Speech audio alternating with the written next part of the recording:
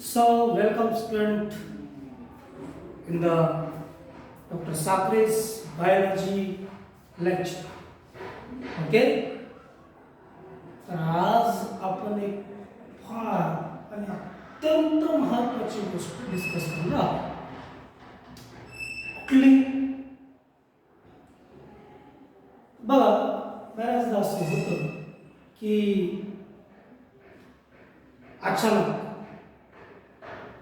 एखादी गोष्ट तुम्हाला अचानक कळते जी की एक्साइटिंग असेल, फार क्रीप देणारी असेल, दुःख देणारी असेल, एक्साइट करणारी असेल. अशा वेळी तुमचे जे हार्टबीट ते अचानक वाढतात, घाम यायला लागतो, मीन्स पर्स्पिरेशन. असं का होतं? तर आज आपण शिकणार आहोत या बाबतीमध्ये. That is ANS. ANS.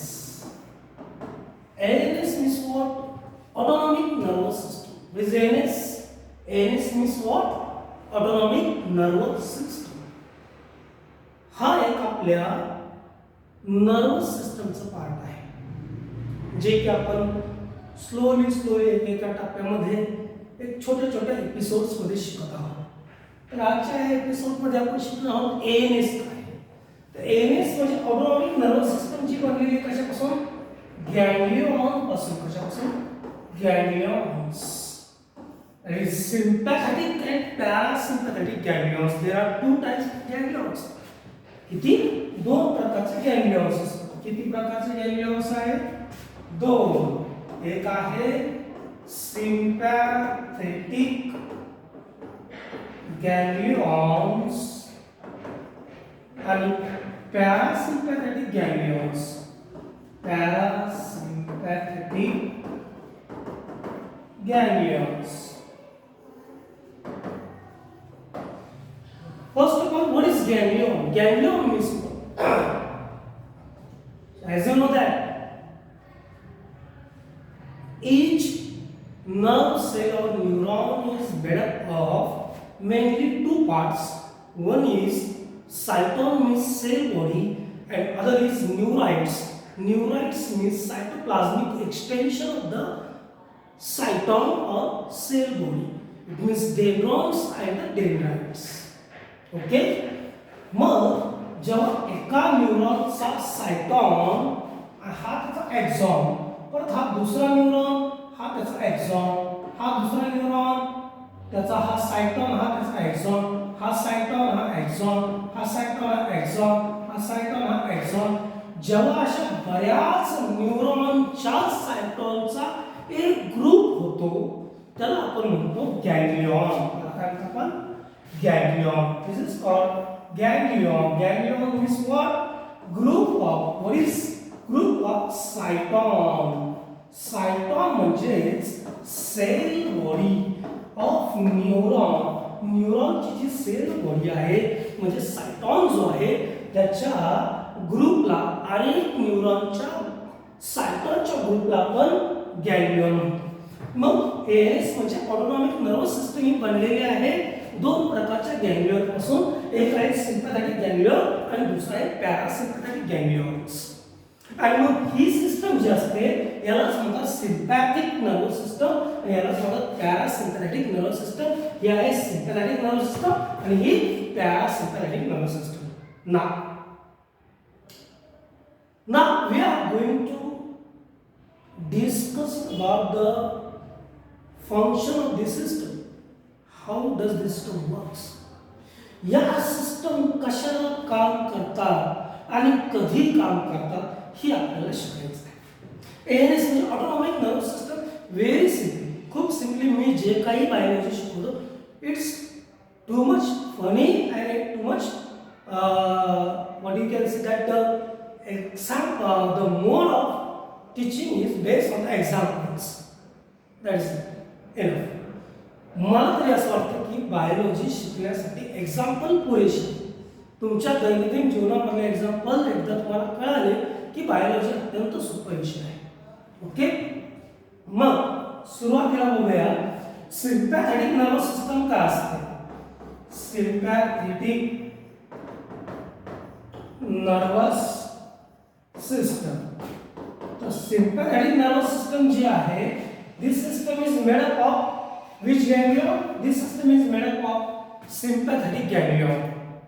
The sympathetic ganglions are present on the either side of the spinal cord. Spinal cord च्या दोन्ही साइड नसतात, जे आपण पुढे transverse section of spinal cord मध्ये शिकणार आहोत, ज्यामध्ये तुम्हाला मी डॉर्सनल रूट काय असतं, वेंट्रल रूट काय असतं, म्हणजे रॅमस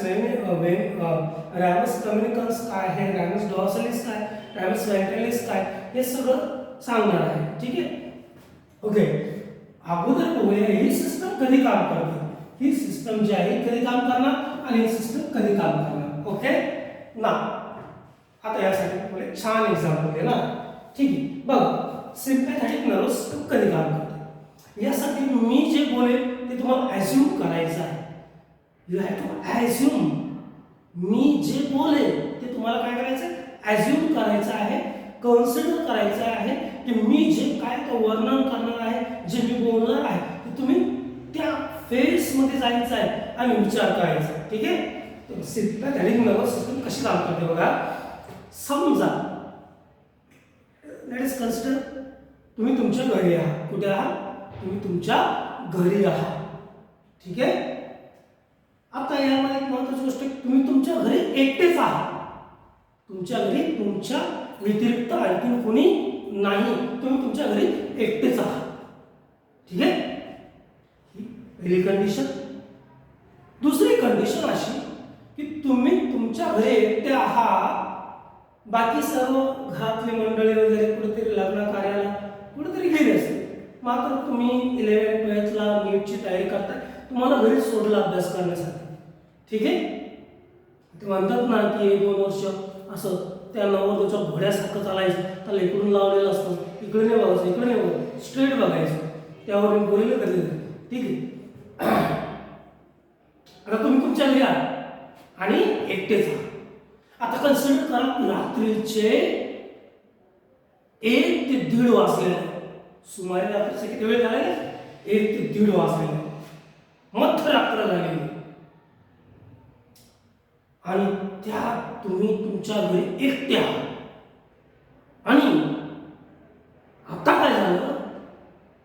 आता आलं कडकदाट आभाळ भरून आलं, भयानक ढगं भरून आले पावसाचे,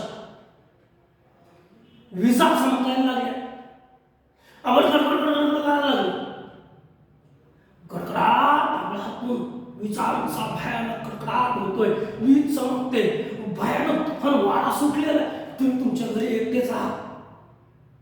रात्रीचे 1:30 वाजले, मध्यरात्र झाली आणि बाहेर असा सैतानी वारा सुटलेला, पाऊस सुटलेला बाहेर प्रचंड प्रमाणामध्ये बाहेर.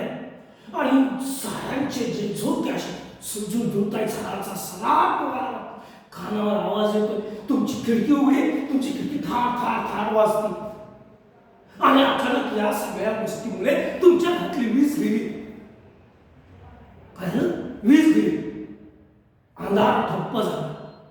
घरात तुम्हाला काहीच दिसत नाही. You are totally blind. Everywhere is darkness. सगळीकडे नुसता अंधार. आणि तिथून पुढे एक वीज चमकते, कडाक. आणि मग तो प्रकाशाने तुम्हाला दिसतो.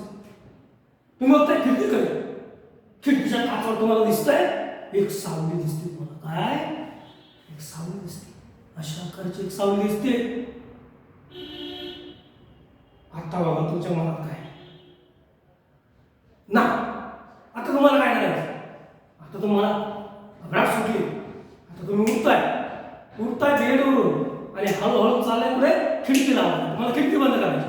तुम्ही हळूहळू खिडकी बंद करायला चाललाय. हळूहळू जात असताना हळूहळू जात असताना पूर्ण अंधार आहे, तुम्हाला दिसत नाही. तुम्ही या गोष्टींना घरामध्ये टेबल वगैरे असेल जे त्याला चापलं असं जात आहे. कुठे? खिडकीकडे. कशासाठी? खिडकी बंद करण्यासाठी. कारण खिडकीवर अंधार दिसतोय, कोणीतरी उभा आहे आणि बाहेर पाऊस चालू आहे, वारा आहे, त्यात वीज गेलेले, घरात लाईट नाही, अंधार आहे प्रचंड, रात्रीचे मध्यरात्र झाले आणि आता तुम्ही जाताय खिडकीकडे आणि मग ती खिडकीकडे जात असताना तुमची अवस्था कसली थर कापलं होतोय, घाम येतोय, हार्टबीट वाढलेला आहे, हृदयाचे ठोके वाढले, रेस्पिरेटरी रेट वाढलेला आहे, बरोबर. आणि हे सगळं घडत असताना तुम्ही हळूहळू जसं खिडकीकडे जात असता तसं काय होतं, तुमचे हार्टबीट वाढतात आणि हळू जसं तुम्ही खिडकीजवळ येता आणि तसं काही वाजल्यामुळे अचानक तुम्ही व्हॉट इज दिस. मग अशा वेळेस नक्कीच तुम्हाला शी किंवा सू झाल्याशिवाय राहणार नाही. गणित नक्कीच असं घडेल, होईल ना होईल तो वेगळा प्रश्न, बट फिलिंग मात्र नक्की येईल. मग तुम्ही हळूहळू जाता खिडकीजवळ आणि हळूच खिडकी उघडता बघता खाली कुत्रा बसलेलं. व्हॉट इज डॉग, कुत्रा. Then you feel relaxed.